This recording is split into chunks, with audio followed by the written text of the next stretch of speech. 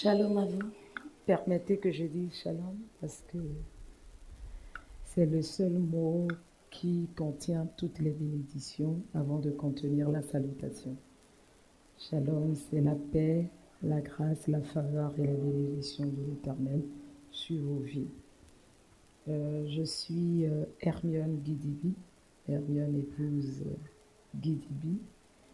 Je suis entrepreneur, je suis mère au foyer, je suis pasteur et beaucoup d'autres casquettes. Et j'ai l'honneur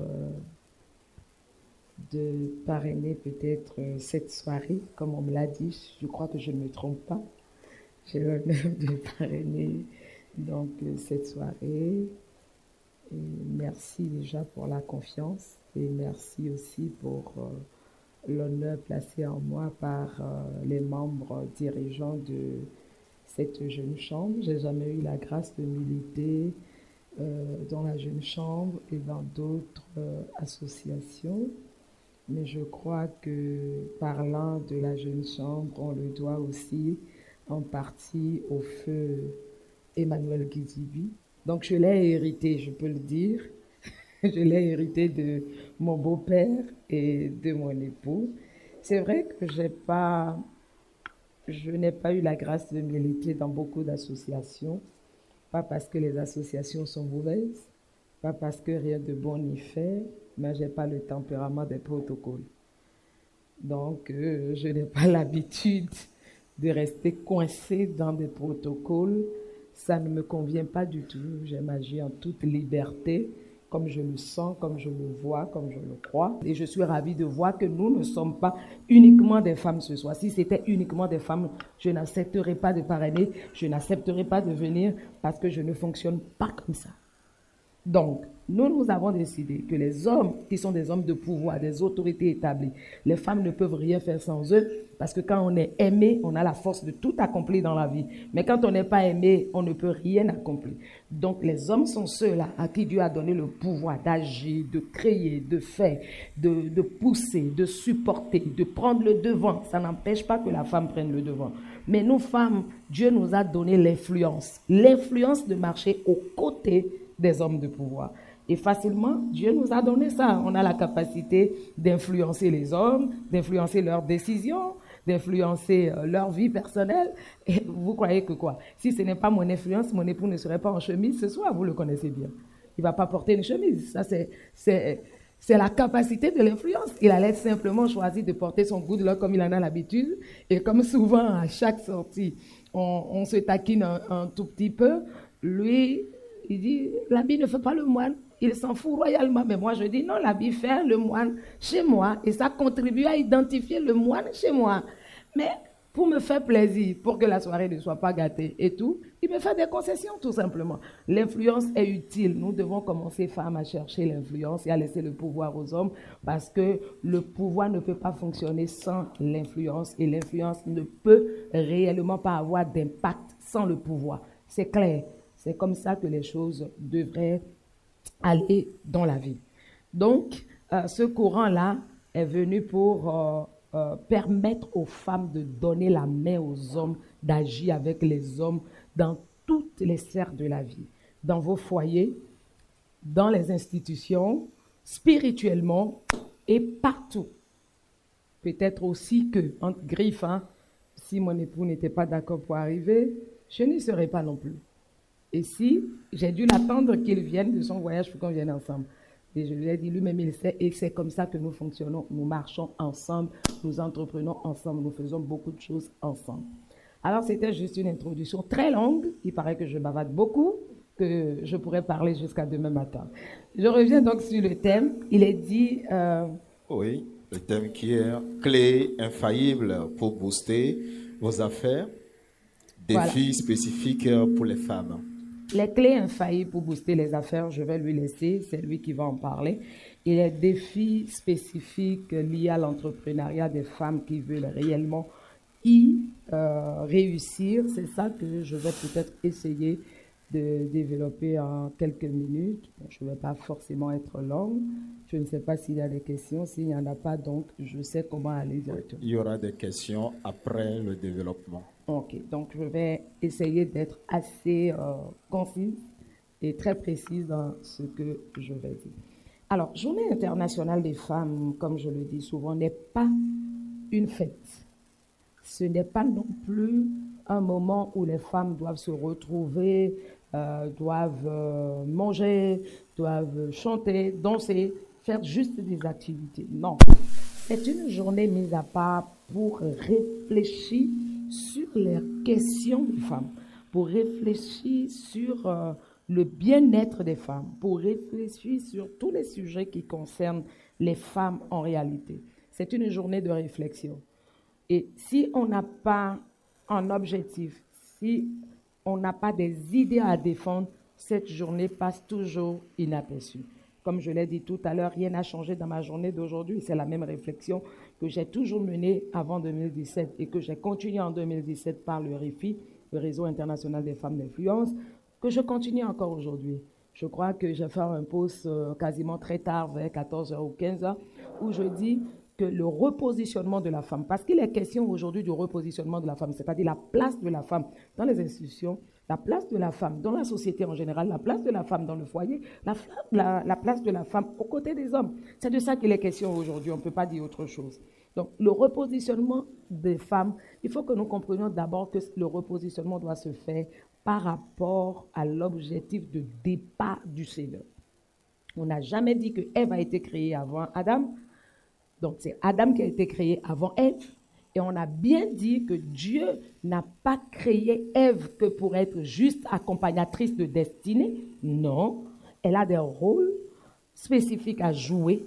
Elle a une place dans la société et Dieu l'a fait parce que Dieu vit qu'il n'était pas bon que l'homme soit seul. Pourquoi les hommes veulent être seuls? Je ne les comprends pas. Vous ne serez jamais heureux. C'est clair, vous ne serez jamais heureux dans la vie. Dans quoi que ce soit, vous ne pouvez pas avancer. Ça, c'est clair. Vous pouvez avancer. Pour certaines personnes, avancer juste comme ça en clair, mais jamais sans résultat. Il n'est pas bon que l'homme soit seul. Donc, Dieu s'est arrêté pour porter une action correctrice qui est de faire la femme. Qui sommes-nous? Pour dire que ce que Dieu a jugé être tellement utile dans la société pour apporter la joie, la lumière, pour apporter la gloire, pour apporter la notoriété, pour apporter la bonne humeur, l'éducation et tout, qui sommes-nous pour dire que cela ne devrait pas être utile? Je crois que non. Je crois que non. Donc, cette journée, c'est pour nous de comprendre chaque femme que pour réussir, il faut retourner dans le référentiel divin. C'est simple. Quand les choses reviennent à la place de Dieu, ça va facilement. J'ouvre rapidement une parenthèse pour vous dire, écoutez, j'ai appris une anecdote de mon père qui dit qu'il y a le Monseigneur qui devrait manger chez le prêtre ou chez le curé, ou je ne me rappelle plus, mais le curé, son cuisinier sait que son maître aime bien la cuisse de poulet. Donc pendant le service, il sert la cuisse de poulet à son maître qui est le prêtre, donc qui est inférieur au Monseigneur ou le reste, à l'évêque, voilà, qui est arrivé et tout. Et pendant, le Monseigneur dit, mais écoutez, l'évêque dit, mais attendez, on va prier d'abord. Donc, quand ils ont commencé à prier, l'évêque n'était pas d'accord, parce que c'est lui la tête couronnée, là, l'autorité. Il change les deux assiettes. L'autre aussi n'est pas d'accord de manger l'aile du poulet, parce qu'il n'aime pas cette partie.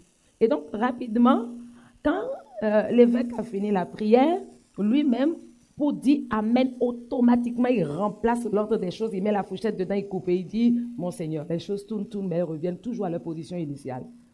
Donc, il faut que les femmes reviennent à leur position initiale, que nous revenions vraiment à la position où Dieu nous a placés pour que le monde puisse avancer, même en entrepreneuriat et dans tous les autres domaines de notre vie, pour que les choses puissent avancer facilement, sans effort, mais par la main de notre Seigneur Jésus. Donc cette journée, c'est une journée où toute femme se doit de comprendre cela. Et quand je parle de l'entrepreneuriat, vous savez, aujourd'hui, les femmes sont un peu marginalisées dans le secteur et dans beaucoup d'autres secteurs.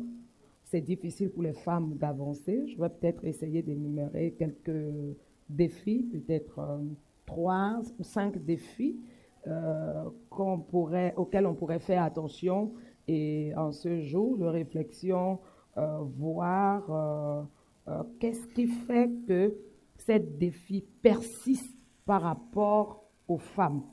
Qu'est-ce que nous pouvons faire? Les approches de solutions et tout ce que nous pouvons faire. Entreprendre, déjà, moi, je veux dire, par rapport à l'intervention de Mme Couton, entreprendre pour moi n'est pas seulement d'avoir des bureaux, vendre du service, être un commerçant, non. On peut entreprendre plusieurs choses. On peut entreprendre un projet, on peut entreprendre juste une activité ponctuelle. Nous sommes tous entrepreneurs dans nos maisons. On entreprend la gestion de la maison. Ça aussi, c'est un boulot. Donc, on ne peut pas dire que non, parce qu'on n'a pas un bureau, on ne vend pas un produit, on n'a pas des services à vendre et qu'on est peut-être fonctionnaire ou qu'on est à son propre compte ou qu'on est ménagère, comme le dit mon beau-père, ménagère, manager, même combat. Il faut d'abord savoir comment entreprendre le bien-être de la maison, comment entreprendre l'organisation concrète de la maison pour éviter certaines dépenses à l'homme, à son époux et beaucoup d'autres choses. On peut entreprendre un plan de carrière. Ça aussi, c'est de l'entrepreneuriat. Comment je fais dans 5 ans, dans 10 ans de projection de ma carrière, je vais atteindre quel niveau? On n'est pas à la fonction publique où on ne travaille pas dans une institution juste pour le plaisir de travailler. Qu'est-ce que je deviens 30 ans après, avant d'aller à la retraite? Je cours après quoi? Après quel but? Quelle est la raison qui motive ce fait-là? Et je crois que la plupart des femmes, nous ne savons pas qu'est-ce qui nous motive, qu'est-ce qui nous pousse à faire ce que nous faisons en entrepreneuriat, dans le mariage et dans tous les autres domaines. Il est important pour nous qu'on ait un objectif concret, un objectif fixe pour lequel nous travaillons. Et tout ce que nous faisons donc doit s'aligner sur l'objectif que nous avons. Donc aujourd'hui, les femmes ne sont pas vraiment acceptées, on est stéréotypé dans l'entrepreneuriat. Non, ce n'est pas normal. Mais c'est vrai qu'on peut le faire, c'est un choix de vie. Une femme peut décider d'entreprendre dans le secteur commercial ou dans quelque autre secteur que ce soit, c'est un choix. Et quand vous faites ce choix, vous devez vous organiser, vous préparer à tout ce qui va en découler et être honnête dans la vie de l'accepter. Vous ne pouvez pas décider de faire un choix alors que tout le monde vous dit votre choix aura-t-elle répercussions sur votre vie de couple, sur votre vie personnelle et autres, que vous choisissez de faire ça et puis après dire que ça ne va pas et que les gens autour de vous ne vous aident pas, parce que je crois cette année il est question d'investir sur les femmes, au moins qu'ils ont parlé d'investissement. C'est pourquoi je me suis intéressée un peu à la journée cette fois-ci, parce que quand on parle de droits de femmes, je dis les femmes, elles ne m'aiment pas pour ça, mais c'est la vérité, elles rougissent les yeux, mais elles ne les cassent pas. Je leur dis, mais écoutez, on ne revendique pas ces droits quand réellement on a pris soin de faire ses devoirs. Quand vous avez bien fait vos devoirs, vous n'avez pas de droit à réclamer. Ça coule comme de l'eau. Ce qui vous revient normalement dans votre relation, dans votre mariage. Quand vous avez pris le temps d'être une vraie femme, de faire vos devoirs de femme. Quand je dis devoirs de femme, ne voyez pas deux personnes qui sont enfermées dans une chambre une nuit pour jouer le rôle de gardien. Ce n'est pas de ça que je parle. Ce que c'est que être une femme, être une mère, parce que dans une femme, il y a la mère, il y a l'épouse, il y a l'amie, il y a beaucoup de choses, beaucoup de casquettes. Donc, quand tu as pris le soin d'être une bonne femme, je crois que le respect qui va avec l'homme te le donne. Quand je vois certaines femmes dire « mon mari ne me respecte pas, mon mari ne veut pas ci, mon mari… » Tu n'as pas pris le temps d'être une bonne femme dans certains domaines de ta vie. C'est si simple. Arrête de revendiquer des droits et arrête de laisser, entre autres, les autres de l'autre côté, te dire qu'il faut revendiquer tes droits, il faut te lever. Vous savez, l'homme n'aime pas l'adversité, surtout quand l'adversité vient des femmes. Ils opposent donc une barrière pour affronter ce qui arrive. Mais nous, femmes, Dieu ne nous a pas créés pour faire des bras de fer avec les hommes. Ce n'est pas en notre faveur, il ne faut jamais faire ça. Ça ne sera jamais en notre faveur, jamais. Un bras de fer avec les hommes, ça ne passe pas. Soyons intelligentes. Ça ne passe pas. C'est pourquoi Dieu nous a donné une grande capacité de séduction, une grande capacité de séduction, je vais dire. Et l'homme ne peut pas résister à ça. Si c'était un autre homme, un autre Adam qui avait demandé à Adam de prendre la pomme, vous croyez qu'il va manger ça? Il faut que ce soit une femme pour faire ça. Donc c'est ça que moi j'appelle l'influence.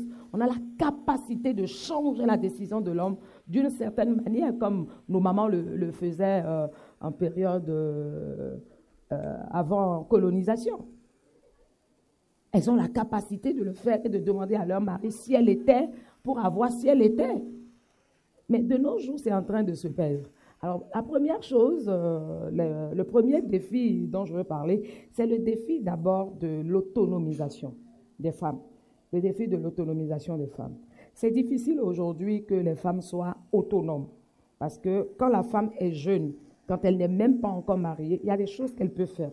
Mais à partir du moment où vous décidez, vous avez vu que vous avez atteint l'âge où vous allez rentrer dans un foyer, vous allez faire des choses, il faut que vous réajustez vos objectifs dans la vie. Il faut que vous réajustez vos missions de vie. Il faut que vous réajustez vos visions. Il faut que vous réajustez les choses que vous voulez faire. Parce que votre statut va changer.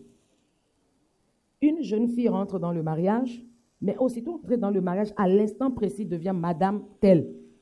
Et la vie de madame est différente de la vie de jeune fille. On ne peut pas entrer dans le mariage et chercher à faire certaines choses. Donc, tu ne peux pas entrer sous l'autorisation de ton mari. Parce que la Bible est claire. La femme est faite pour vivre sous autorité, depuis sa naissance jusqu'à la fin de ses jours sur la terre. Est-ce que ça choque?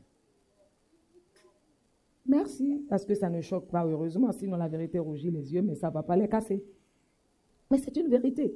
On est fait pour rester sous autorité jusqu'à notre mort. Prions maintenant que l'autorité sous laquelle nous allons, les autorités sous lesquelles nous allons rentrer à des saisons de notre vie, soient des personnes responsables, des personnes qui ont la crainte de Dieu, des personnes aussi qui vraiment vont s'occuper de notre épanouissement, vont vraiment s'investir pour que nous soyons ce que nous devons être, parce qu'ils ont compris que nous sommes une autre manière d'eux-mêmes. C'est la chose la plus importante. Donc, l'autonomisation que les femmes, c'est vrai, ce défi est là aujourd'hui, être autonome, d'aller vaquer à ses occupations, être autonome, d'aller en mission sans que son mari ne dise non, être autonome de militer dans un groupe, dans une association, sans qu'il n'ait son mot à dire. Écoutez, ça va être difficile. Hein? Et ce ne serait pas tout de suite. Hein? Et ça n'arrivera pas comme ça. C'est une autonomisation limitée. C'est vrai qu'aujourd'hui, je parle beaucoup de l'autonomisation des femmes en milieu rural, l'autonomisation du travail des femmes, l'autonomisation même dans l'aspect spirituel de la chose, dans nos communautés chrétiennes et consorts. Mais c'est limité, c'est parce que nous croyons là. On ne peut pas être marié, porter le nom de quelqu'un, entrer sous l'autorité de quelqu'un, et puis décider d'être autonome dans tout ce que nous sommes en train de faire. C'est possible, mes sœurs? Ce n'est pas possible. Vous imaginez que ma belle-sœur, m'ayant invitée, bon, elle n'est même pas venue directement vers moi. Elle est passée par la casquette qui est au-dessus de moi. Pour que je puisse être là, aujourd'hui, c'est clair. Et tout ce que je dois faire, je demande d'abord à mon époux, qu'est-ce qu'il faut faire? Dans ce défi d'autonomisation, il faut donc que nous comprenions que quand notre statut change, tout change. Quand notre position change, notre statut change. Et que nous devons réadapter nos plans par rapport à notre statut actuel. Parce que, écoutez, l'autonomisation va être difficile parce que la femme, quand elle se marie, aussitôt, ses affaires, tout est là, tout passe au ralenti. Tout passe au ralenti. Et déjà, quand tu portes une grossesse, un matin, tu es de bonne humeur, 5 minutes après, tu es de mauvaise humeur. 10 minutes après, tu as envie de dormir toute la journée. 15 minutes après, tu commences à refouler les choses. Ça commence à sortir. Donc, ça te limite, que tu le veuilles ou non. Je dis souvent aux femmes, quand vous rentrez dans le mariage, le mieux à faire pour vous, c'est de faire certaines choses et de laisser le temps de finir vos maternités, si vous pouvez, avant de commencer à faire certaines choses. Parce que la question qui revient souvent, c'est comment vous arrivez à concilier votre vie professionnelle, votre vie spirituelle, votre vie d'épouse et beaucoup d'autres choses. Je leur dis, mais écoutez, mon aînée, je ne sais plus trop quel âge elle a, elle doit avoir 26 ou 27 ans. Je n'ai plus de bébé à la maison. Je n'ai plus le temps d'allaiter quelqu'un. Je n'ai plus le temps de penser à ci ou de penser à ça. Et quand elle est une jeune femme, quand elle a commencé à grandir, nous avons pris le soin de l'éduquer. Toi, tu vas à l'école de tes frères et de tes sœurs. C'est toi, tu vas payer la scolarité. Quand on a besoin d'un numéro de quelqu'un qu'on doit appeler, c'est ton numéro qu'on doit appeler parce qu'on est déjà en train de la former à gérer sa vie de femme de demain. Heureusement pour elle, parce que mariée aujourd'hui, elle comprend ce qu'elle doit faire. Et moi, je ne peux pas demander, viens déposer ton bébé chez moi pour sortir. Chez qui? Tu sais le genre de mère que tu as. Je ne permettrai pas cela. Mais tu dois t'organiser pour être une véritable valeur, une femme qu'il faut. Donc, c'est toi, tu t'occupes de ci, c'est toi, tu t'occupes de ça. Quand les enfants étaient encore plus jeunes, on a des caméras partout. N'importe où nous sommes, on peut regarder la maison. Et pourquoi toi, tu es dans le couloir, tu n'étudies pas? Et pourquoi toi, tu fais ci? Donc, ça se sait, les enfants font, la caméra tourne, papa nous regarde. Ou bien c'est maman qui nous regarde. Donc, on a mis un dispositif pour veiller à l'éducation des enfants. Parce que la plupart du temps, dans ce défi d'autonomisation, vous oubliez l'éducation de vos enfants. Vous oubliez la génération qui va sortir de vous. Vous oubliez ce que vos enfants vont devenir demain. Parce que la meilleure manière d'enseigner, c'est d'être le modèle de ce qu'on dit devant les autres. C'est si simple que ça. Et quand vous êtes le modèle de ce que vous dites, et je crois qu'en cela, Mme Couton a raison, elle a dit, mais oui, même si je préfère ne pas parler de ça, je vais partager mon expérience professionnelle. Donc, c'est ce qu'elle est. Ça vient facilement, ça vient aisément. Elle n'a pas besoin d'écrire quelque chose, elle n'a pas besoin de faire des projections, ce que je déteste, des projections, des PowerPoint. C'est toujours, comment je vais dire, flasque, moche. Je dis, mais si c'est ça, dites-nous le livre et puis on ira lire. Ou on ira acheter. Dites-nous où est-ce que vous l'avez trouvé. Nous aussi, on va se connecter, on va aller regarder. Que de nous faire asseoir pour nous faire juste des projections. J'espère que vous n'avez pas de projection aujourd'hui. Ce n'est pas de ça que je parle. J'espère. Il faut que les choses aient une vie. Donc, pour le défi d'autonomisation, vous devez comprendre que vraiment, qu'est-ce que vous voulez? Est-ce que c'est le bon timing? Vous vous organisez pour. Et vous ne pouvez pas vous plaindre et crier sur tous les toits. Parité, parité, parité, parité. Il faut que. Nous sommes en train de dire ça. Les gens, quand ils finissent par nous donner 10 postes sur, je ne sais, 30 et quelques dans leur organisation, ne me faites pas trop parler parce qu'on ne parle plus trop maintenant. Il y a des choses qu'on ne dit plus trop maintenant. Nous voyons que nous ne servons pratiquement à rien dans ça. Et parfois, il nous donne juste, il avec S, il nous donne juste un poste pour nous taire. Juste quelque chose qu'on concocte pour nous taire. Je l'ai compris. Vous savez, au moment où j'ai eu mon dernier garçon, mon époux avait sa vision à laquelle je n'adhérais pas beaucoup parce que j'ai été féministe. Ça, il faut le comprendre. J'ai été féministe avant de parler aujourd'hui pour dire aux gens que ce mode opératoire là, ça n'amène nulle part. Que Dieu vous en épargne. Et en ce moment, il m'a dit, non, tu dois t'occuper de l'enfant, tu dois faire ci, tu dois te reprendre. Et je n'allais plus au bureau. J'ai fait d'abord un baby blues. Quasiment, c'est dans ma tête, là, je voyais des gens courir. Je ne suis pas d'accord qu'on me dise que je ne dois pas aller travailler parce que j'ai fait un bébé. Il y a des moments où le baby blues m'amène, j'ai envie d'étrangler le bébé là parce que c'est lui qui est en train de m'empêcher d'atteindre le niveau que je dois atteindre. Et c'est très dangereux, c'est subtil, on n'en parle pas beaucoup en Afrique, mais le baby blues existe en Afrique. Et j'ai vu des parents, en tant qu'accompagnatrice de couple ou de vie, j'ai vu des parents qui m'ont dit, c'est à cause de cet enfant-là que je n'ai pas pu atteindre mes objectifs. Je ne l'aime pas. Et qui maudit l'enfant jusqu'à l'âge adulte. Est-ce que vous imaginez ce traumatisme-là? L'enfant n'a pas besoin de ça. Et tellement je commençais à faire des crises, je pleure. Un jour, il m'a dit, mais qu'est-ce que tu as? J'ai fini par dire, non, tu as dit que je n'irai pas au bureau. Comment je vais vivre comme ça? Je serai comme une ménagère, machin. Aujourd'hui, si quelqu'un me demande de me présenter, je préfère dire une ménagère. Oui, parce que ce titre est plus valeureux pour moi. Parce qu'une femme au foyer, elle est le chef du gouvernement maison. C'est elle qui organise sa maison, avec tous les portefeuilles que cela comporte. Finances, trésorerie, éducation, pour les enfants à bas âge, minimum, supérieur, c'est elle. Elle est la ministre des Affaires sociales de sa maison. C'est elle qui s'occupe. Ouais, le voisin, là, ils n'ont pas mangé. Venez chercher 1 kilo de riz. Et quand tu sors, maman, tout le monde sait qu'à la fin de l'année, un petit truc, tu donnes à tout le monde, tu as un bon thème. C'est le ministère social. Elle est le ministre de la Défense de sa maison. Et moi, je dis toujours, je suis ministre de Défense. Ça, là, je ne joue même pas avec ce portefeuille. si quelqu'un se hasarde sur mon territoire, sur mon terrain privé, c'est que je tire à balles réelles spirituellement avant de tirer à balles réelles physiquement. On ne passe pas là-bas pour moi. Bref, c'est toute une organisation pour l'épanouissement. Ils ne sont pas avec nous, hein, apparemment. Enfin, ils ont ramené le micro. Le terrain, c'est un terrain miné apparemment. Très miné. Et c'est un terrain très dangereux. Ça, c'est vraiment...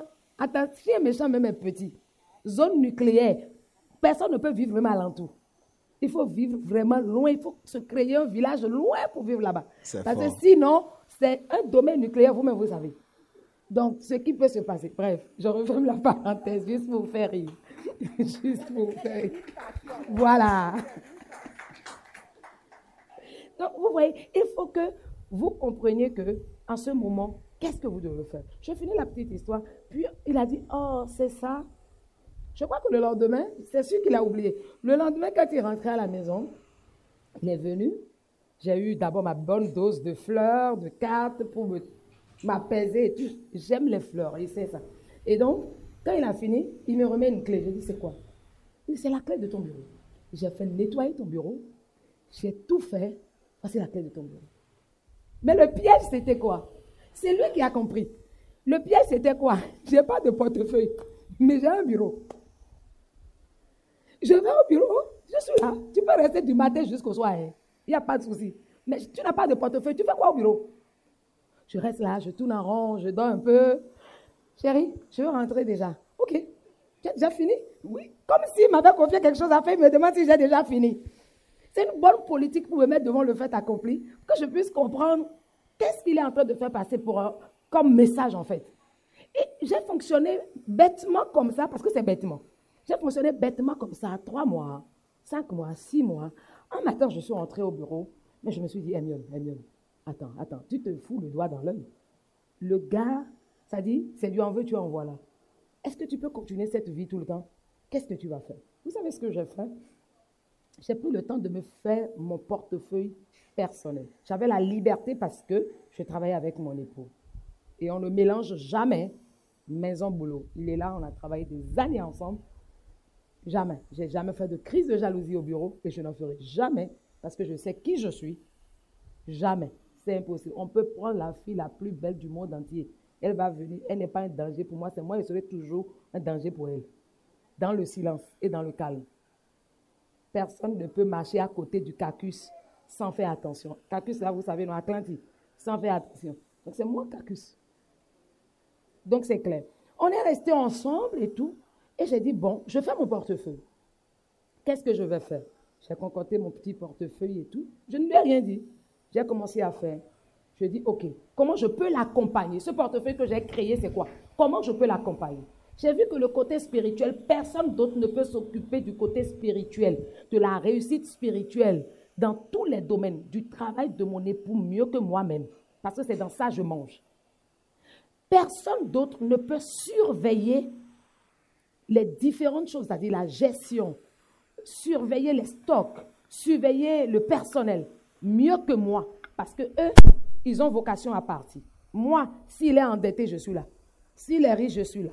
Donc, quand il a l'argent, je bouffe, qu'on ne me dise rien. Parce que le jour où il n'en aura pas, je suis toujours là. Je bouffe ça aussi. Donc, il faut que ce soit équilibré dans la vie. Bref, donc je me suis concocté en quoi je pourrais être utile dans cette entreprise. J'apporte de l'aide.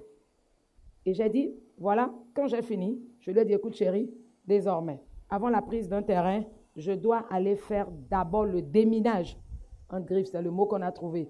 Aller prier sur le terrain, les défis spirituels qui sont sur le terrain, parce qu'on est au Bénin, et vous savez qu'on est au Bénin. Il y a toujours des défis spirituels attachés à un terrain. Je prie. Maintenant, deuxième chose que je vais faire, pour aller faire le recouvrement, donnez-moi la liste des clients qui vous doivent. Moi, je vais prier pour que Dieu les bénisse. Et quand Dieu va les bénir, ils vont venir payer l'argent. Et je vais suivre ça. Voilà ce que je fais. Bref, c'est des choses comme ça. Pour certaines femmes, ce n'est rien. Ça, là, je ne fais rien. Mais non, c'est important. Et j'ai vu combien de personnes ont pu payer, ont pu, de recouvrement j'ai eu à faire par ce système-là. J'étais là pour gérer les conflits. Quand un client vient, et puis c'est lui qui est en train de crier dans les couloirs, on ne peut pas entendre, on ne peut pas respirer. Amenez-le dans mon bureau, je vais le calmer, gentiment. Parce qu'au moins, il sait qu'il a parlé avec un responsable. Quasiment, il a parlé avec le DG, parce que l'épouse du DG, c'est le DG. Donc, les gens me faisaient confiance. Et c'est ce que j'ai fait pour l'aider, en fait, dans ce qu'il est en train de faire. Donc, en matière de défis liés à l'entrepreneuriat, il faut que nous comprenions, deuxième chose après l'autonomisation, que nous avons besoin d'aller dans un terrain ou dans un secteur qui nous offre au moins la liberté de faire les choses comme il faut, de manœuvrer comme il faut. Tout le temps que j'ai travaillé avec mon époux, quand 18h30 sonne, c'est fini, je dois aller faire la cuisine. Je passe d'une heure à une autre, je change de casquette, de titre, tellement que mes collaborateurs aussi me disent souvent, mais comment vous arrivez? Je dis, oui, j'y arrive, parce que dans ma tête, c'est clair. Ici, je suis la DGA, là-bas, je suis l'épouse, et puis on se taquine. Monsieur le PDG, madame, votre épouse vous attend à la maison. Ou parfois, lui-même, il me dit, « Pasteur Emion, faites tous vos projets, mais mon épouse doit être disponible tel jour. » Donc, j'en tiens compte, la liberté. La troisième chose par laquelle je vais finir, parce que je n'aurai plus le temps de définir les 5 défis, certainement, on aura la grâce de se retrouver une autre fois pour en parler. C'est l'équilibre, et je tiens à ça, l'équilibre vie personnelle, vie professionnelle. Tout le problème des femmes est là. C'est le vrai défi aujourd'hui que doivent relever les femmes entrepreneurs qui veulent réussir. Vous allez voir, quand elles arrivent à un certain niveau dans leur vie, quand elles arrivent à des positions très élevées, regardez, elles n'ont plus de foyer. Certains hommes dans cette nation ont accepté d'être une vitrine le temps que madame quitte la position de ministre. Et juste après la position de ministre dans le gouvernement, monsieur est parti. C'était juste une vitrine, le temps qu'elle finisse. Ça veut dire qu'en accédant à ça, elle a perdu tout ce qui pouvait faire son honneur. Et je crois que si peut-être cette personne, cette femme-là, je ne vais pas appeler de nom, a pu atteindre ce niveau, c'est à cause du fait qu'elle soit peut-être, elle a le statut d'une femme, d'une épouse qui est aux côtés d'un homme, qui s'occupe parce que responsabilité, sens de responsabilité marche avec entrepreneuriat. Ça, c'est clair, et avec beaucoup d'autres choses dans la vie. Si vous n'avez pas le sens de responsabilité, ce n'est pas possible. C'est pour ça, d'ailleurs, qu'on lui a fait confiance. On se dit, quelqu'un qui peut gérer une maison, qui peut gérer ci, qui peut gérer ça. Parfois, il y a certaines femmes, hein, le type d'homme que vous avez épousé et que vous avez la paix, et pendant un certain nombre d'années, c'est ça qui fait que les gens vous poussent à un niveau donné. Parce qu'on se dit, pour gérer ça, là, sans que ça ne pète, jusque-là, elle a quelque chose. Il y a quelque chose qui est en elle. Et on peut exploiter cette chose. On peut recevoir cette chose. Donc, ne soyons pas juste des femmes qui veulent paraître. Parce qu'on n'a pas besoin... quelqu'un me disait, je crois, la semaine dernière, « Ah, Madame Guidibi, on vous suit sur les réseaux sociaux pour tout ce que vous faites. Tout ce que vous faites, entrepreneuriat, vie spirituelle, vie sociale. Vous êtes tellement... Je me demande, à quel moment vous faites toutes ces choses-là? Ah, vous avez besoin qu'on vous pousse à une position de... Je ne voulais même pas dire la position qu'elle a dit de ce pays. J'ai dit, j'en ai pas besoin. Et on n'a pas besoin d'atteindre forcément là-bas avant d'être utile pour sa nation, avant d'être utile pour les gens autour de soi. Si tu montres que tu démontres, et c'est ça ce que je voulais vous dire par rapport à l'exemple que j'ai donné, c'est-à-dire que j'ai démontré à mon époux que je peux l'aider, que je peux être utile, que je peux travailler sans que cela ne pose un problème sur notre vie. Mais après, il faut dire que plus vous évoluez, plus les défis changent, plus vous allez devoir faire des concessions, vous allez devoir accepter certaines choses. Peut-être certaines choses que vous faisiez au début de votre mariage, qui étaient bien, vous avez de l'enthousiasme, de la force, et vous le faites à un moment donné dans votre vie, quand l'âge avance ou que vous arrivez à un autre level de votre vie entrepreneuriale et consorts, il y a des choses que vous ne pouvez plus faire. Même si vous avez envie de forcer, de faire, vous ne pouvez réellement plus faire. Alors là, si l'homme n'accepte pas, vous ne pouvez plus monter d'un pas. Vous seriez coincé dans un gouffre. Donc, l'équilibre vie professionnelle, vie personnelle, je vais juste dire vie personnelle parce que dans vie personnelle, je mets vie maritale, je mets vie de mère, je mets tout ce qui a rapport avec les autres aspects de notre vie dedans. Il faut qu'il y ait d'équilibre. S'il n'y a pas d'équilibre, ce n'est pas normal. Est-ce que vous imaginez que ce défi-là a poussé beaucoup de personnes au divorce? Beaucoup de personnes au divorce. Le pauvre enfant qui est né, qui est votre relève de demain, qui est la suite de la vision que vous êtes, qui est la suite de la personne que vous êtes, cette personne qui va prôner, votre héritier, qui va prôner les visions, les combats que vous êtes en train de faire dans votre vie, le bébé, vous imaginez, le bébé à 2 mois, on reprend le travail. Chère sœur, le bébé à 2 mois, on reprend le travail. J'ai été fonctionnaire. Et après, j'ai eu la grâce de demander une mise en disponibilité, de partir. Oui. Et j'ai renouvelé 1 an après. Je leur ai dit, quand j'étais partie renouveler la 2e année, j'ai dit, c'est une manière de vous dire au revoir. Ne m'attendez pas. Je ne reviendrai pas parce que cette vie-là, je suis fatiguée de ça. Je ne veux plus vivre ça. D'autres ont trouvé que j'étais malade, de laisser mon poste à la fonction publique là où j'étais, qui était superbement bien, pour entrer peut-être dans une vie simple, comme mon père le dit, pour aller travailler dans les baraques de rue. J'ai dit, papa, qui ne risque rien n'a rien. Ça, c'est une phrase que j'ai tirée de mon époux, qui a fait un déclic dans ma tête. Qui ne risque rien n'a rien. Laisse-moi aller travailler dans la baraque de rue. Et on verra, on va parler peut-être 5 ans après, 6 ans après, 10 ans après. On va reparler de la baraque de rue. Mais aujourd'hui, quand je vais chez lui, il me salue, il est fier. Ah ouais, je suis fier de ce que tu es. Mais pendant que j'étais en train de partir, tu n'as pas dit que ce n'était pas normal, que ce que je fais n'est pas bien. Et si c'était que c'est mon père qui m'avait trouvé le boulot, il allait m'empêcher de partir. J'ai dit, non papa, tu ne m'as pas éduqué comme ça. Laisse-moi faire mon expérience. Et si tu mourrais demain, qu'est-ce que je vais faire? Je ne peux pas à mon âge être dirigé par toi, comme ça, sur tout et rien. Je suis désolée. Laisse-moi faire mes pas, laisse-moi tomber, me relever pour savoir que le terrain est glissant et autre chose. Donc, l'équilibre, vous voulez dire quelque chose? C'est presque fini. L'équilibre entre vie professionnelle et vie personnelle, c'est votre maison. Ça, c'est le plus grand défi. On peut s'organiser, je suis d'accord. Oui, c'est ce que je conseille souvent aux femmes aussi, de s'organiser. Mais l'autre chose, est-ce que votre partenaire, votre moitié, parce qu'on dit l'homme quittera son père et sa mère, il s'attachera à sa femme. Les deux deviendront une seule chair. Soit dit en passant, le départ de chez les parents n'est pas seulement chez l'homme, c'est les deux. Mais c'est vrai que même si tous les deux, physiquement, humainement, on se déplace, c'est que la femme est toujours dans sa maison paternelle, dans sa tête. J'ai suivi un débat, excusez-moi, de timbrer à la télé la dernière fois. Je dis, mais quelles sont ces conneries-là? Quelles sont ces conneries-là? La femme a toujours ses parents dans sa tête. Ah, la belle-mère ne peut pas venir dans mon foyer. Dites tout ce que vous voulez. Ce n'est pas le débat de ce soir. Je suis entièrement d'accord. Mais pourquoi ta mère doit arriver? Si la mère de l'homme ne peut pas venir dans le foyer, elle n'a rien à dire, elle est étrangère. Toi, qu'est-ce que ta mère vient chercher? Pourquoi c'est ta mère qui doit laver le bébé? Elle est plus mère que l'autre? Non. Non. Les femmes sont à la base des problèmes des femmes. Parce que nous ne sommes pas intelligentes à des moments donnés. Donc, le défi de l'équilibre est très important. Est-ce que l'homme que vous avez épousé, son idéal était d'avoir une épouse qui ressemble à ça? Le problème est là. Moi, je pense que pour régler déjà ces défis, l'approche de solution, surtout sur la question de l'équilibre, c'est avant qu'on ne se mette ensemble. 2 personnes, Amos 3.3 dit, excusez-moi, je suis un pasteur, je ne peux que dire ça. Amos 3.3 dit une vérité. Il dit, 2 personnes ne peuvent pas marcher ensemble s'ils ne sont pas d'accord.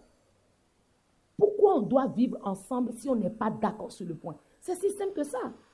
Il n'y a rien qu'on appelle amour, sentiment. Écoutez, c'est 1 an après, 2 ans après, vous laissez ça. Donc, on ne peut pas bâtir et construire une vie, toute une destinée, sur ce sentiment-là, je suis désolée. Quel est le prototype de femme que tu veux? Si quelqu'un n'est pas marié, demandez à la femme. Voilà le type de femme que je veux. Si elle dit qu'elle n'est pas prête à être ça, laissez-la. Je ne sais pas combien de millions de femmes nous sommes au Bénin. Tu vas trouver une autre. Et même dans une autre nation qui sera toujours prête à être ce qu'elle veut. Parce que la vie de la femme est axée sur le sacrifice. La vie de la femme est axée sur le sacrifice. À un moment donné, on s'oublie, on se laisse pour que nos progénitures, notre foyer, ce que nous bâtissons, puissent prendre. Nous sommes des impératrices. Ils sont des rois aussi. C'est normal. Donc, pour cet équilibre, est-ce que l'homme veut? C'est la première question. Est-ce qu'il est prêt pour ça? Est-ce qu'il est prêt à faire ce sacrifice? Deuxième chose, dans cet équilibre, est-ce que vous voulez faire vos enfants avant de rentrer en entrepreneuriat ou bien vous voulez rentrer en entrepreneuriat et ne pas avoir d'enfants? Il faut dire, parce qu'il ne sert à rien de se marier pour avoir des pilules dans son sac à main, pour avoir des pilules dans son placard et que nos mamans, derrière, qu'elles ne nous aident pas, nous disent, ton premier mari, c'est ton travail. Excusez-moi, mais j'ai envie, si c'est maman qui dit ça, si c'était des enfants, j'ai envie de leur donner une bonne baffe. Ton premier mari, c'est ton... Je vous ai déjà dit, je ne suis pas féministe. J'ai quitté ça là-bas il y a longtemps. Il n'y a rien dedans. J'ai des séquelles de ça sur mon corps, dans ma vie, dans ma destinée. Et je ne peux plus permettre que quelqu'un d'autre prenne le même chemin pour aller échouer là où j'avais échoué. Ce n'est pas évident que vous relevez là où moi j'ai échoué. Ce n'est pas évident. Alors donc, je ne veux pas que ça se répète. Ton premier mari, je suis désolée. Ce que le mari fait, le travail ne fait pas. Et ce que le travail fait, le mari ne fait pas. Donc, que chaque chose reste à sa place. Qu'on positionne chaque chose et qu'on soit équilibré dans la vie. Donc, à quel moment vous voulez? Combien d'enfants vous voulez voir? Mon époux et moi, quand on s'est rencontrés, on est tous divorcés. On a dit, mon gars, il me reste un seul enfant. Moi, je ne suis pas fan d'enfants. Je ne sais pas comment les autres femmes font. Parce que si c'est ce que moi j'ai fait là, une fois, deux fois là, si c'est ça là que je dois répéter beaucoup de fois, pardon, je ne supporte pas ça. Je ne peux pas. Il dit, ça tombe bien. Comment? Un seul enfant, parce que les Béninois et nos parents vont dire que, Dieu nous a aidés. Il a 2 filles, j'ai 2 filles. Nous avons eu un garçon. Incident clos. C'est terminé. Donc, j'ai la liberté de faire ce qu'il faut. Et ma vie était un peu comme en pause au moment où j'avais eu mon dernier garçon. Parce qu'il fallait que je m'en occupe, que je fasse d'autres choses, que je trouve mes repères, mon équilibre en toutes choses avant de faire ce qu'il faut. Donc, je crois qu'il faut d'abord que, je vais laisser le reste aux questions, il faut d'abord que votre vie personnelle, votre vie de foyer, votre vie de mère, votre vie d'épouse soit équilibrée avant que vous ne rentrez dans l'entrepreneuriat. Ou que si vous voulez rentrer, faites vos plans, faites vos projections, définissez, présentez, discutez-en entre couples, discutez-en entre mari et femme, entre amis, discutez-en. C'est bon, faites des concessions et puis mettez-vous d'accord et ça y est, moi je pense que comme ça, les femmes seraient vraiment épanouies et les hommes pourront investir vraiment dans leurs épouses pour qu'elles soient de vrais hommes. Merci, merci. On comprend que même jusqu'à demain matin, les idées viendront et on pourra peut-être pas quitter ici. Mais on est là pour un temps donné et à travers les questions, nous allons approfondir tout ce qui a été dit. Une fois encore, merci pour ce développement que vous avez fait. Merci. Alors, je retiens que quand on prend le soin de bien faire ses devoirs, les droits coulent naturellement. Il n'est pas bon que l'homme soit seul. Sans protocole, nous allons laisser M. Edgar développer en quelques minutes le thème à son niveau. Alors, shalom à vous, je suis content d'être là. Je ne vais pas faire de protocole. Je sais qu'à la Jeune Chambre, au Rotary, à l'Alliance, il y a beaucoup de protocoles. Mais comme mon épouse l'a dit, j'aime beaucoup ces organisations, je les suis tout le temps. Demain matin, je serai au Rotary. Aujourd'hui, c'est la GCI, mais je n'aime pas leur protocole.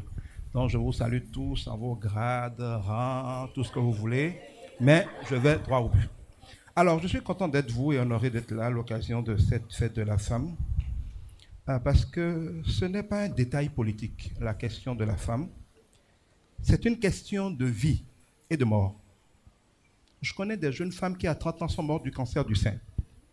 Les femmes ont plein de myomes, ont plein de fibromes, ont plein de maladies auxquelles les médecins ne peuvent jamais répondre à la question de pourquoi je l'ai eu. Au mieux, vous décriront pourquoi.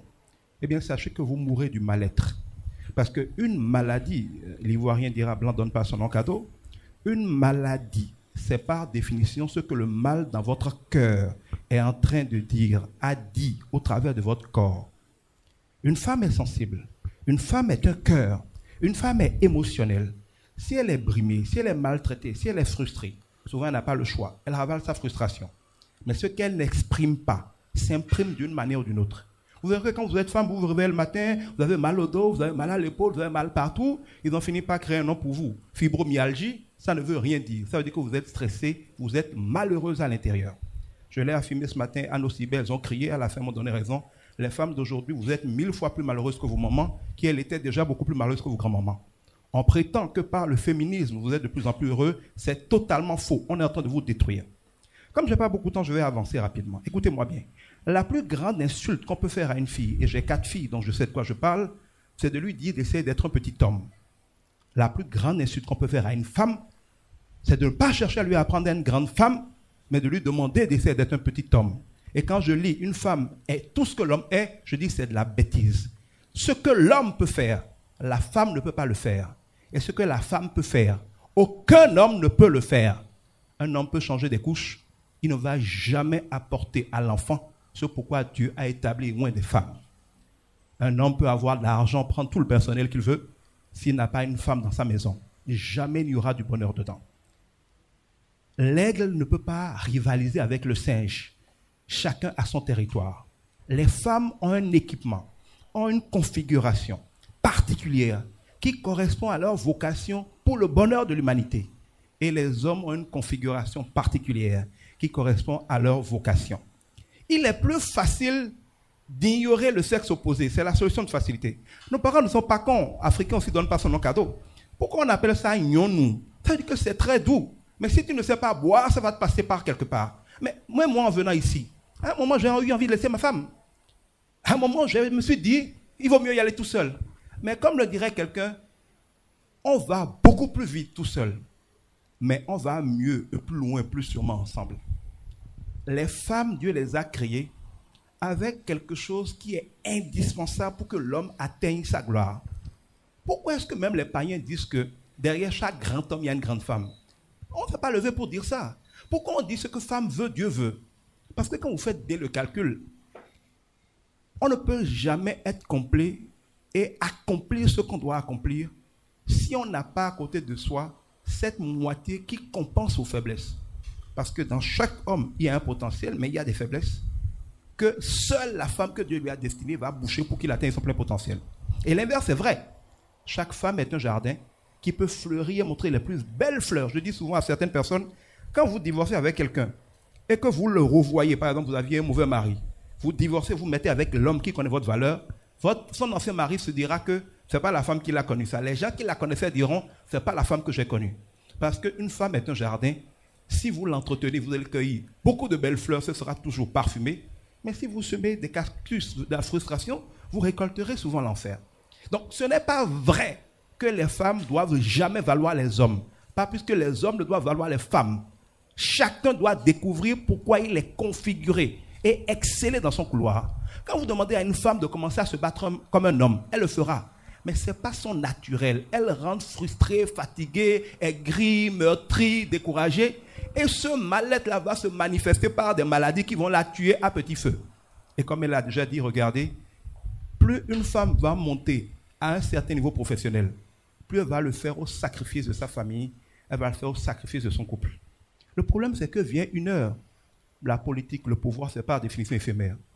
Quand les projecteurs s'éteignent, les femmes se retrouvent seules. Et là, elles se suicident.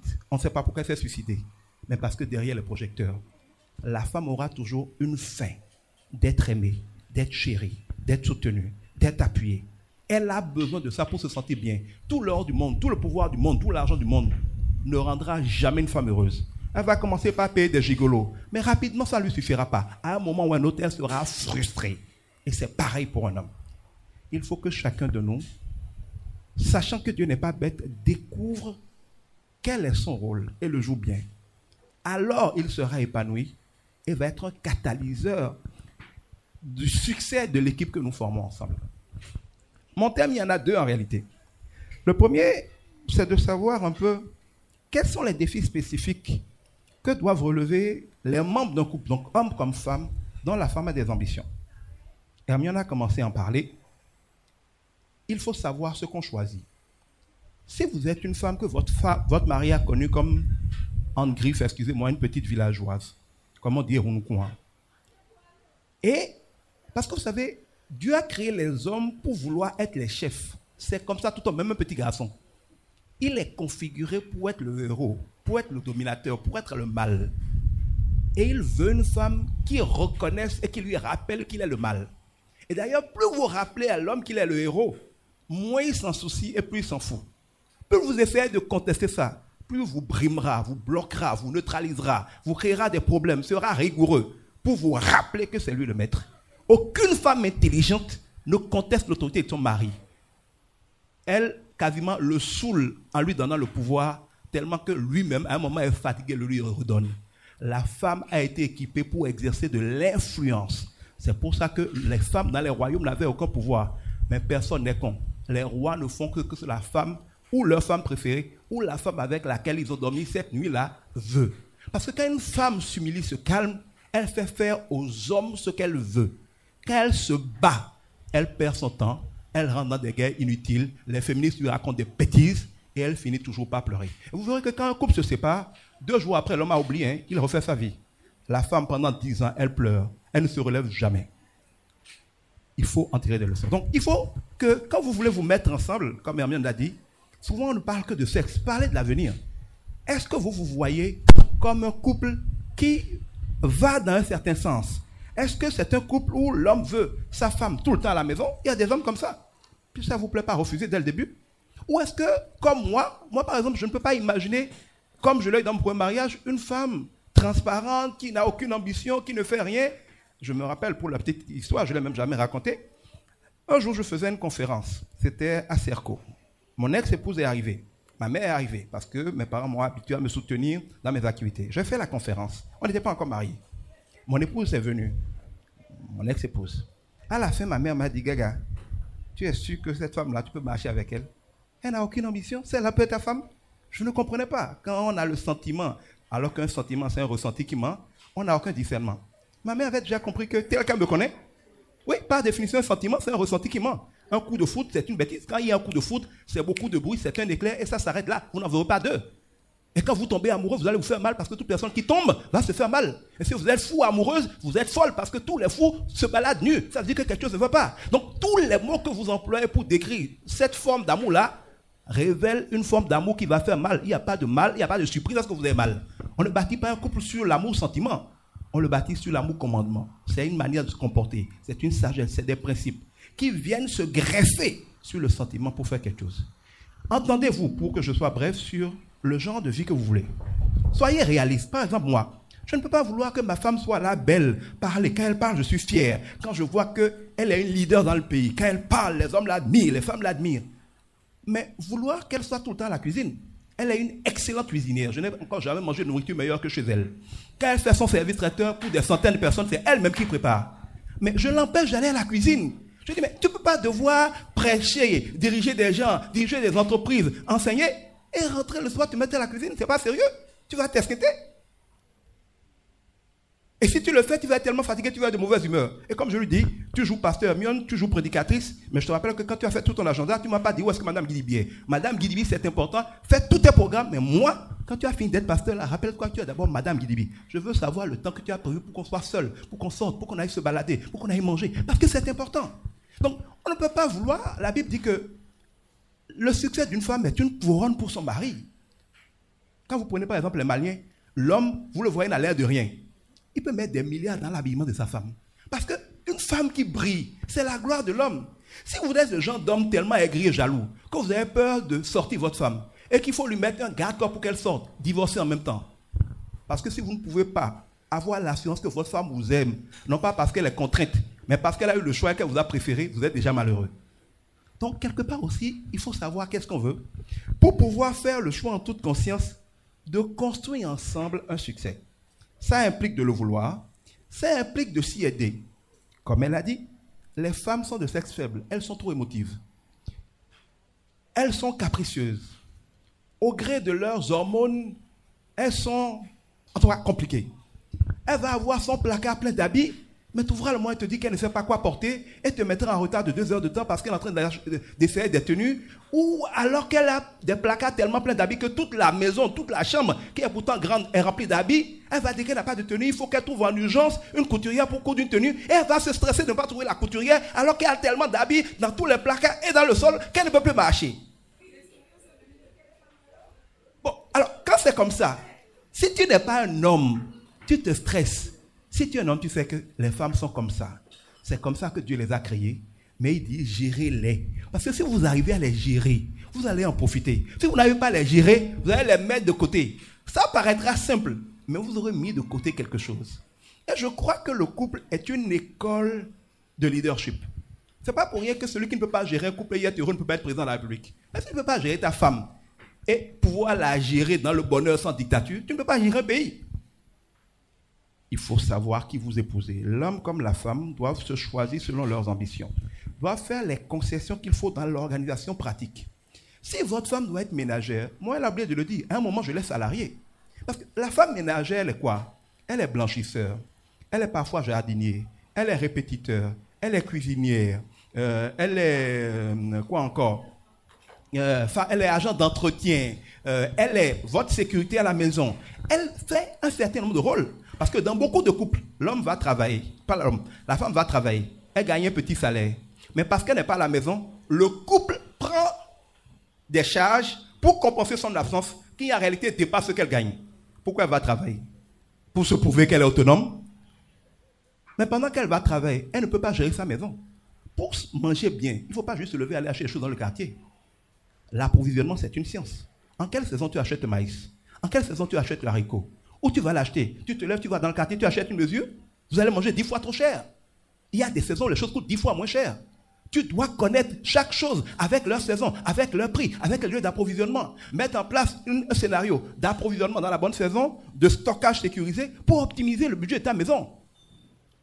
Quand tu sens que ton homme n'a pas beaucoup d'argent, est-ce que tu es capable de te réajuster pour qu'il ne sorte même pas que quelque chose a changé dans la maison? Parce que tu as la créativité et la sagesse pour le faire. Ça s'apprend. Mais on ne peut pas apprendre ça pendant qu'on est en train de jouer le féminisme.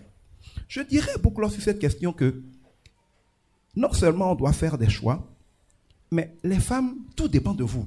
Une petite anecdote. Un jour, je venais de recruter une collaboratrice qui recevait, quand je ne décroche pas mes appels, un transfert d'appels sur son call center. Elle s'appelait Ursula. C'est la première fois qu'on venait de faire ça. Avant, je décrochais mes appels moi-même. On n'était même pas encore mariés, on était fiancés. Ma mère m'appelle. C'est la dame qui décroche, parce que je n'ai pas vu décrocher. Ma mère lui demande, elle parle comme moi, car tu table, qui es-tu toi pour décrocher le téléphone d'Edgar? Elle dit, je suis sa collaboratrice. Ma mère dit, sa collaboratrice. D'accord, elle raccroche. C'est ma mère, hein? Elle n'attend pas de me parler. Elle appelle directement Hermione. Elle dit, Milo, fite wede, on y a soutoué dion, on devait décrocher. Fite andé, bon, on y a soutoué, bon, mais nous voulons décrocher. Ma mère, qui immédiatement appelle mon épouse pour, si j'étais en train de faire une bêtise, me signaler et l'interpeller. Est-ce que quand vous avez une mère comme ça, qui vous a éduqué comme ça, vous pouvez être un garçon qui ne respecte pas sa femme, qui n'honore pas sa femme, qui méprise sa femme? Pendant que vous faites les féministes, vous manquez le temps de faire de vos garçons d'aujourd'hui les maris que vous rêvez d'avoir pour vos filles de demain. Faites votre boulot au lieu de protester. On n'a jamais changé le monde en réclamant des droits. Depuis qu'on parle des droits de l'homme, le monde s'est gâté. Avant, les gens craignaient Dieu, se comportait bien. Depuis qu'on a commencé à se focaliser sur les droits de l'homme, c'est au nom des droits de l'homme qu'on a le droit de découper les bébés, de les aspirer, de les mettre à la poubelle. C'est en ce nom-là qu'on a le droit de préférer les homosexuels aux gens normaux. Au nom des droits de l'homme, on ne fait que de bêtises. On ne peut pas changer le monde en réclamant les droits des femmes. Il faut revenir à la sagesse du Créateur des hommes et des femmes pour faire ce que chacun doit faire, parce que chacun est toujours heureux en faisant ce qu'il doit faire. Mais, dernière chose, pour clore cette partie, on n'a pas beaucoup de temps, hélas. C'est vous, hein, il y a des choses à vous dire, mais vous n'avez pas prévu du temps. Tout homme a besoin d'être constamment rassuré qu'il est le chef. Quand une femme commence à briller et à s'élever, si l'homme, comme moi, à cause de son éducation, de son histoire, ou peut-être à cause de sa position sociale, ne se sent pas menacé, c'est tant mieux. Mais dans beaucoup de cas, plus la femme va commencer à monter, plus l'homme va commencer à être jaloux, plus il va commencer à se sentir menacé. J'ai fait beaucoup de séminaires pour des secrétaires. Elles disent, mais toute notre carrière, on a passé le temps à gérer les batailles d'ego à distance entre notre patron et notre mari. Regardez bien, quand une femme travaille, il y a une guerre d'ego entre son patron et son mari constamment. Et les femmes sont tout le temps tirées. Tu es à la maison, tu es frustré parce que ton patron t'a emmerdé au moment où tu partais du boulot. Tu vas au boulot, tu es frustré parce qu'en te déposant le matin, ton mari t'a boudé. Elles ont passé une carrière malheureuse. C'est ça être émancipé? Si on doit faire quelque chose et ne pas avoir la paix dedans, est-ce que c'est ça être émancipé? C'est ça le bonheur? Non. Donc, quand vous commencez à évoluer, parlez avec votre homme, demandez-lui son aide, impliquez-le et rassurez-le avec sagesse qu'il n'est pas en danger. Je donne un exemple. Si avant vous lui demandiez l'autorisation de faire des choses, parce que c'est lui qui va donner l'argent, même si vous avez les moyens de le faire sans lui, demandez-lui toujours l'autorisation et s'il dit non, ne le faites pas. Mais s'il sent que désormais, parce que vous gagnez de l'argent, il n'est plus en situation de s'assurer que sa femme ne fasse que ce qu'il veut, vous commencez à lui démontrer que votre succès est une menace. Parce qu'aucun homme n'acceptera que sa femme fasse ce qu'elle veut. Vous pouvez le faire, hein? Mais ça va devenir la guerre. Or, pour le faire et aller loin dedans, même on va parler des succès et des règles du succès, il faut faire les choses dans la paix. Comment tu peux régler? L'entrepreneuriat, c'est déjà pas facile, c'est compliqué. Si tu dois le faire, tandis que celui qui vit avec toi est ton ennemi et est constamment en guerre avec, demandez à mon épouse, à un moment, elle voulait faire certaines activités. Je n'y croyais pas.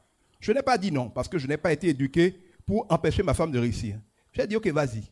Mais en réalité, je n'y croyais pas. Demandez-lui. Il y a une saison où elle a tout fait, rien ne bougeait. Jusqu'au jour où Dieu lui a dit et m'a dit, tant que Edgar est dans cette position de, elle n'a qu'à faire, on va voir, ça ne marchera pas, il a l'autorité établie sur toi.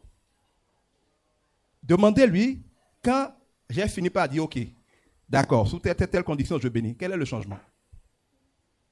Demandez-lui, il y a des moments dans sa vie d'affaires, elle a des difficultés. Et dans des moments spéciaux qu'elle et moi nous connaissons, quand je prophétise et je déclare certaines choses, immédiatement ils voient le changement parce que de la même manière que les pères sont une autorité établie par Dieu, que ça nous plaise ou non, sur les enfants, un mari a une autorité établie sur sa femme. S'il n'a pas le cœur à la voir décoller, elle ne décollera pas. Et si elle décolle, elle aura des problèmes. Mais si elle veut la pousser, c'est même lui qui va lui trouver des clients. C'est lui qui va lui trouver des partenaires. Et autre chose, nous avons une société, que vous le voulez ou non, les gens respectent les hommes. Quand une femme vient faire des affaires, qu'on sait que c'est avec l'accord de son époux et que son époux n'est pas loin, il y a des choses qu'on ne lui fait pas.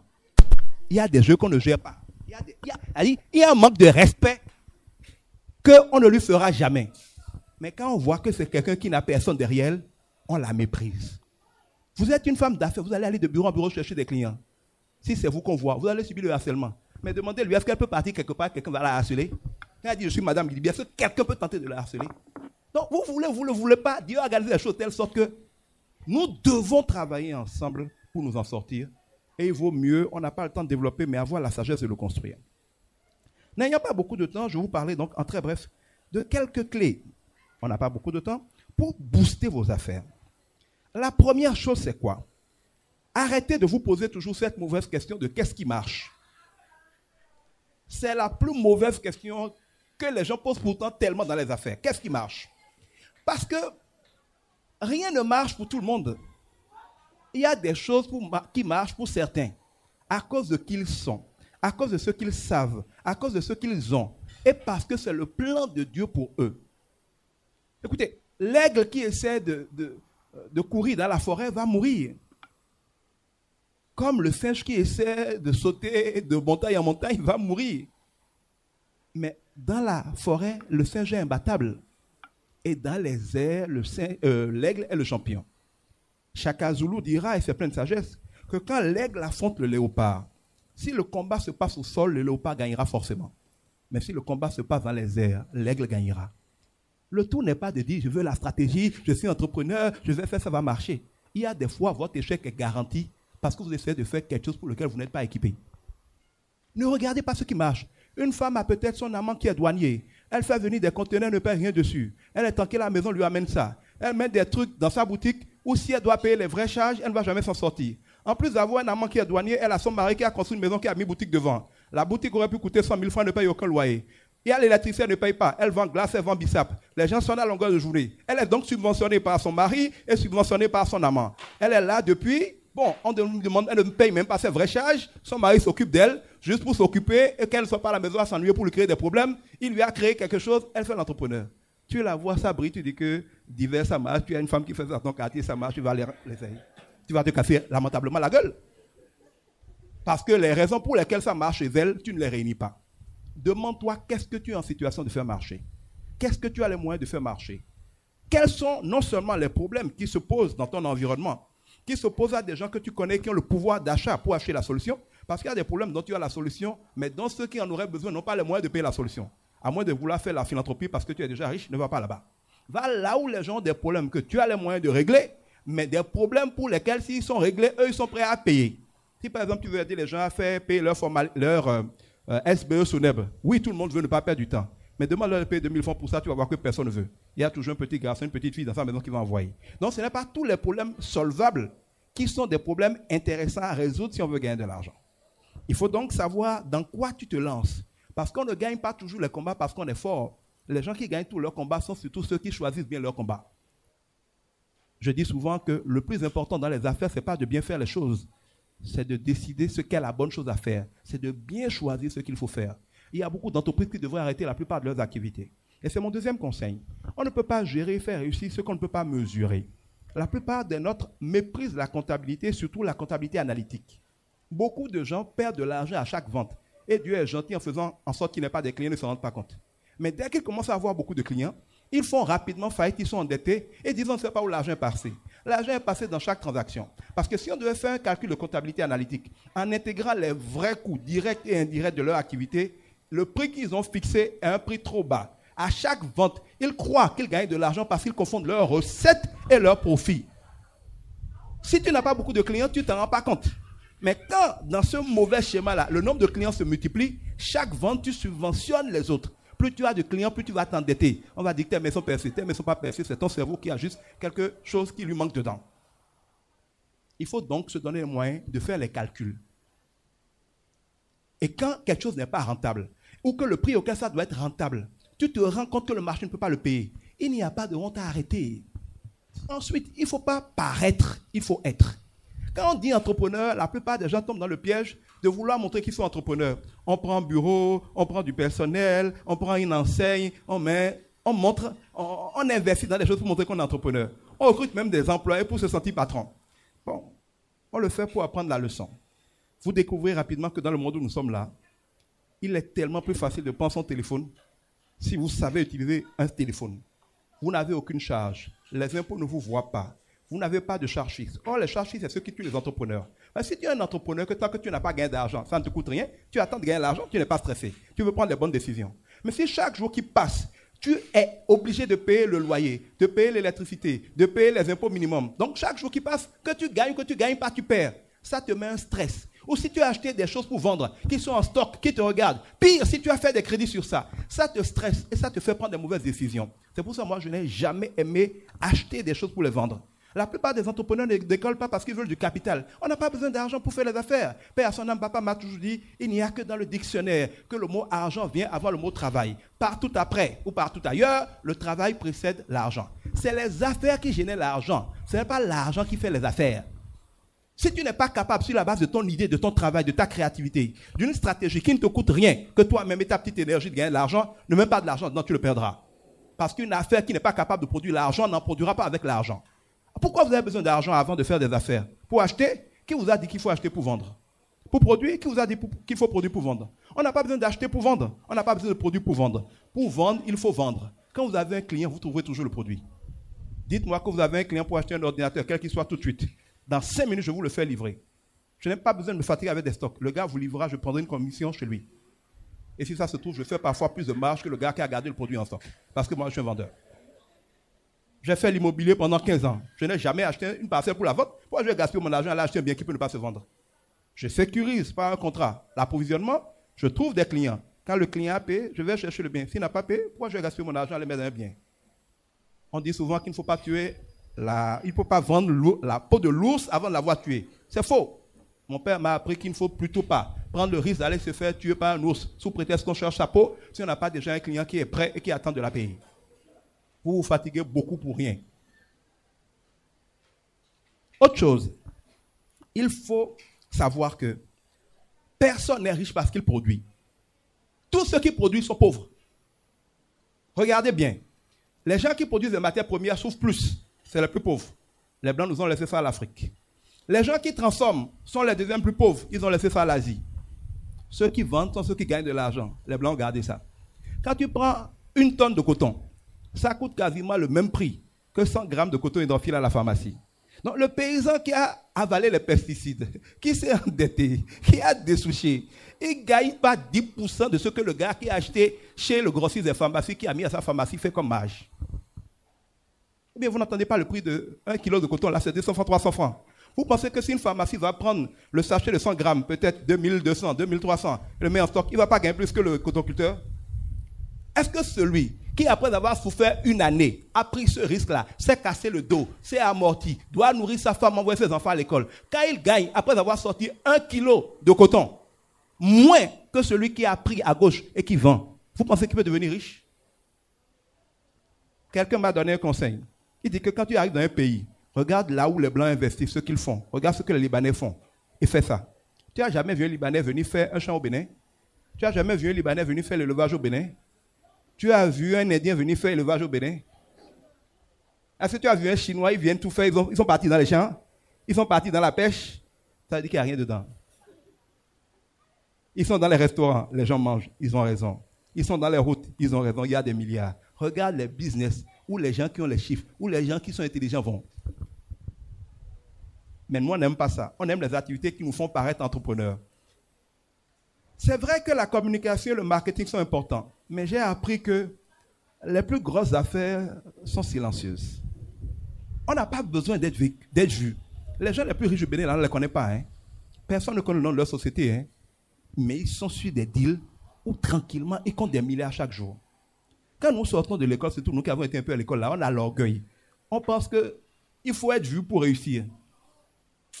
Je commence à en douter. Bon, à moins que les gens comme nous, là, on a vocation à être vu parce qu'on doit bénir les autres et aider les autres. Mais si je devais me concentrer dans les affaires, regardez les gars les plus riches du Bénin. C'est des gars illettrés. Parfois, le gars ne peut même pas signer son chéquier. On peut lui mentir. J'en ai encore vu la dernière fois dans une formation. Mais il brasse des milliards. Il faut que nous apprenions quelque chose de ces gens. Il y a une sagesse empirique qui permet de se connecter aux bonnes personnes. J'ai remarqué aussi que l'argent n'aime pas le bruit. Quand tu es trop visible en communication, les gens qui font les grosses affaires te fuient. Il y a un contact corps à corps avec les bonnes personnes qui permet parfois de repérer certaines opportunités et de gérer des choses plus importantes. L'autre chose que je vous dirais aussi pour booster rapidement ces affaires, c'est posez-vous cette question. Quelle est votre raison d'être? C'est-à-dire, en tant qu'entreprise dans les affaires, là, vous êtes là pourquoi? Vous apportez quoi? Je reformule la question. Qu'est-ce que vous apportez qu'on ne peut trouver nulle part que chez vous? Les gens ne viennent pas chez vous à cause de qui vous êtes. Par exemple, je suis tailleur. Pourquoi je vais quitter Calavier et venir chez un tailleur à quoi? Il y a plein de tailleurs partout. Si tu fais la publicité en disant je suis tailleur, venez, personne ne viendra. Dis je suis tailleur. Je travaille 24 heures sur 24. Si vous voulez, je peux me déplacer. Vous me donnez un tissu, 1 heure chrono, je vous livre. Si ce n'est pas livré au plus tard en 3 heures de temps, votre tenue devient gratuite. Si ça prend une journée, je vous rembourse tel montant. Fais une publicité sur ça. Viens me montrer le nombre de tes clients demain. Les gens s'en foutent de ce que tu fais. Ils s'en foutent de qui tu es. Ils veulent savoir, ils t'aiment, ils ne t'aiment pas, quitte à se cacher, à venir, quitte à envoyer quelqu'un parce qu'il ne veut pas te croiser. Pourquoi c'est chez toi que j'ai intérêt à aller? Tant que vous n'avez pas répondu à cette question, vos affaires n'iront nulle part. Quand vous aurez répondu à cette question, vous devrez faire toute votre stratégie autour de ça. Les choix des hommes autour de ça. Le choix des technologies autour de ça. Le choix de la communication autour de ça. Parce qu'il ne faut jamais perdre ça. Je donne un exemple. Quand on dit service traiteur, là, les gens pensent que c'est des vendeurs de nourriture. C'est pour ça qu'ils n'ont pas de clients. Un service traiteur n'a pas pour raison d'être de faire la nourriture. Si je veux manger, il y a plein d'endroits à Cotonou où on mange beaucoup moins cher que un service traiteur. Donc, aucun service traiteur ne peut rivaliser avec la nourriture. Le service traiteur, c'est un service pour des gens riches qui veulent organiser des fêtes avec beaucoup d'amis, faire faro, mais sans que la femme n'ait à se stresser à la cuisine, sans devoir mettre la table, sans devoir faire le ménage après, sans devoir servir. C'est le luxe des gens qui ont les moyens de vouloir faire la fête sans que ni le mari ni la femme ne se fatiguent.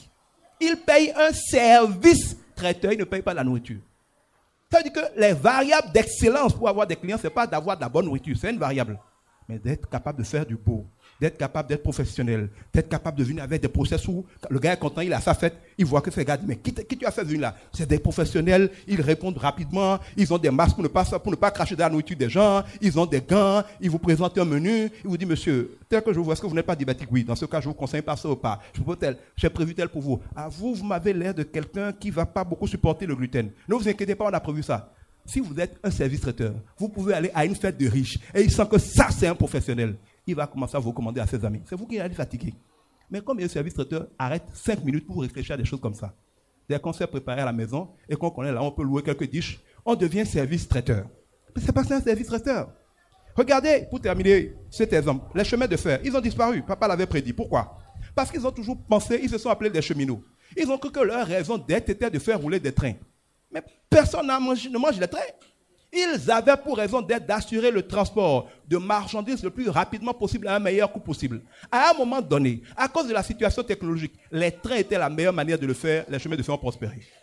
Quand les bus sont arrivés, quand les camions moins chers sont arrivés, quand les camions chinois sont arrivés, quand les avions sont arrivés, une partie de la clientèle qui venait chez eux pour assurer le transport aux meilleures conditions, il n'était plus le meilleur rapport qualité-prix. S'ils avaient compris que leur raison d'être n'est pas de faire rouler des trains, mais que leur raison d'être était d'assurer le transport de marchandises, comme dans certains pays, ils se seraient transformés. Ils auraient investi dans des camions, ils en avaient les moyens. Ils auraient investi dans par exemple, des ports secs comme on en a fait là, pour obliger les gens à avoir. Donc, ils auraient recréé un transport plurimodal qui leur permet de rester compétitifs sur le transport de marchandises, même si le rail n'est plus prioritaire. Les mécanographes qui réparaient les machines à dactylographier, ceux qui ont cru que leur travail ou leur raison d'être c'était la machine à dactylographier sont morts avec les machines à dactylographier, alors qu'ils étaient riches.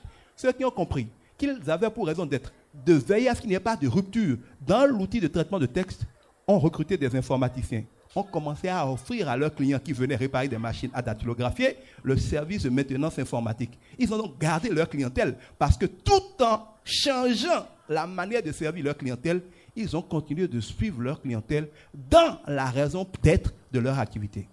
Si vous n'êtes pas capable de répondre à la question de savoir qu'est-ce que vous avez qui fait que même si je suis votre ennemi, quitte à me cacher, je vais venir pour acheter chez vous, et que le jour de votre mort, je vais dire, la dame là, je la détestais, mais au moins avec elle, je pouvais avoir des tenues en 24 heures, vous n'allez pas prospérer. Posez-vous cette question et trouvez la bonne réponse. Dernière chose pour les hommes qui travaillent avec leurs femmes. C'est bon à faire. J'ai vu mon père le faire. Je l'expérimente, c'est une bonne chose. Mais je ne dirais pas expérience qu'il n'y a pas de capitaine dans un bateau. Si vous voulez pouvoir travailler en paix et heureux avec votre conjoint, il faut trouver une forme de collaboration où vous travaillez ensemble, mais où vous créez pour chacun son couloir.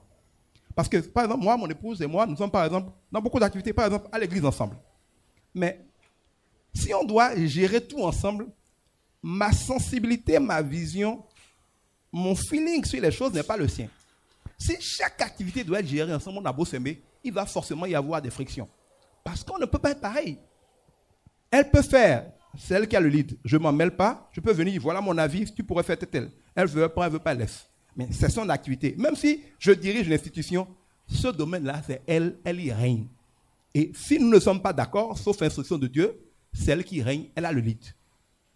Il y a des activités que je fais, elle me donnera son avis, elle me donnera son conseil, mais elle n'ira pas au-delà d'une certaine limite parce que là, c'est moi qui ai le lead. Ça n'empêche pas que nous soyons dans la même activité, dans des départements différents, par exemple, ou dans des volets différents.